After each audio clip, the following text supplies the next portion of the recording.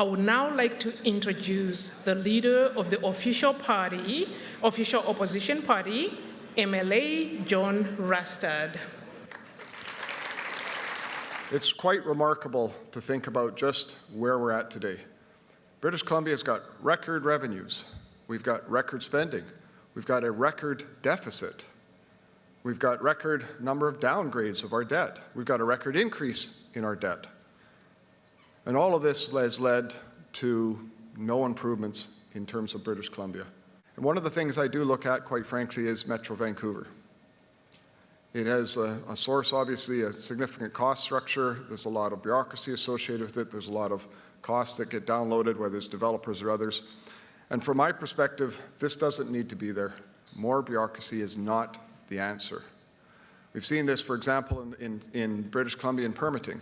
You go through this process and every government is adding more and more costs, more and more bureaucracy to the system, and it gets harder and harder and longer to actually get anything done. Every community I've talked to around the province is facing the same problems, which is water and sewer upgrades are needed everywhere, whether it's for expansion or whether it's to replace aging infrastructure, making sure that you've got that equality. And so last year we made this commitment, and I'm reconfirming this commitment here to you today, that as a Conservative government, we would be committing $1 billion annually to communities around this province to be able to address water and sewer upgrades, and we'll be looking for the federal government to match that.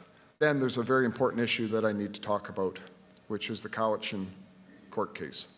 This is going to create a huge, huge problem for all of British Columbia. And it's not that we don't need to address title, we do need to address title. But Indigenous rights and private property rights cannot coexist. If your private property rights, you have the right to put up a fence, put up a sign saying no trespassing, call the police if somebody comes onto your property. Indigenous rights say that, for title, say that Indigenous people can go on the land, they can use the land for their purposes, and they can benefit from that land. How do those two coexist? They can't. We need to know the rules on this. And it's why, as the Conservative Party, we put forward to the federal government to say, please put a reference question directly to the Supreme Court of Canada. Ask the Supreme Court to make a decision.